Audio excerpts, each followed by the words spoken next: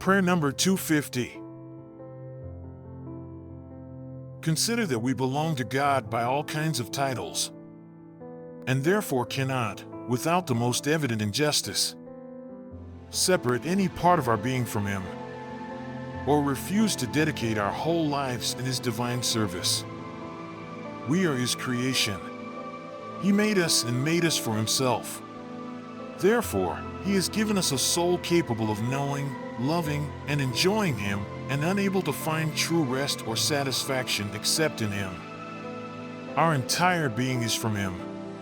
Our whole soul and body, along with all our powers, senses, and faculties, belong to Him. Whatever we possess, both internally and externally, is all His.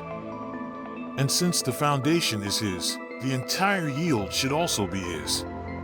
As we are absolutely and completely His property, all our time and talents have been loaned to us by Him.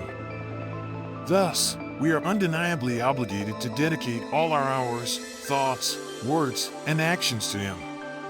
Have we ever really considered this obligation? We belong to God in the same way, through the title of conservation, by which He preserves and sustains every moment the existence He has given us. Otherwise, we would immediately return to our former state of nothingness. So, just as we have an obligation to Him in every moment for our endurance in being what we are obliged in every moment to be His. We also belong to God, and that in a very particular way, through our redemption. Through this redemption, the Son of God purchased us for Himself and His Father with His own precious blood. We had sold ourselves to Satan. We had become his slaves. We no longer had any share in God or claim to Him. We were rebels and traitors to Him because of sin, and as such, we were condemned to death and hell. But behold, the Son of God, out of pure love and compassion, comes down from heaven to redeem us. He pays the price of our ransom, a great price indeed, even the last drop of His sacred blood. He delivers us from Satan, sin, and hell, reconciles us to His Father, and secures mercy, grace, and salvation for us. By virtue of this redemption, He now claims us as His own property.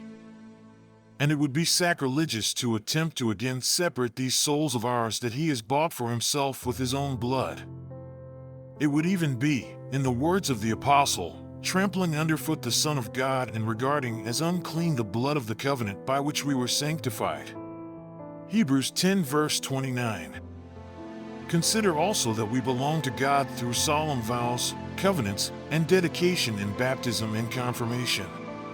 We have been devoted and consecrated to Him, made His holy temples forever. Once consecrated to God, especially as His living temples, we must always be His. It would be a grave sacrilege to divert us from His service for profane purposes. Therefore, it would be highly immoral to turn our souls away from the love and service of God, to whom they have been solemnly dedicated, and to defile them with willful sin. We also belong to Him as our King, Father, Lord, and Master, the supreme ruler of the entire universe, the very essence of all existence, and more. By all these titles, His divine majesty rightly requires our love and service. Let us never be so unfortunate as to deny Him what He justly claims. Let us find our greatest happiness in belonging wholeheartedly to Him.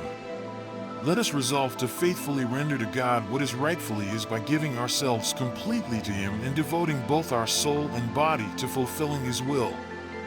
Amen. Visualize all your dreams and goals turning into reality.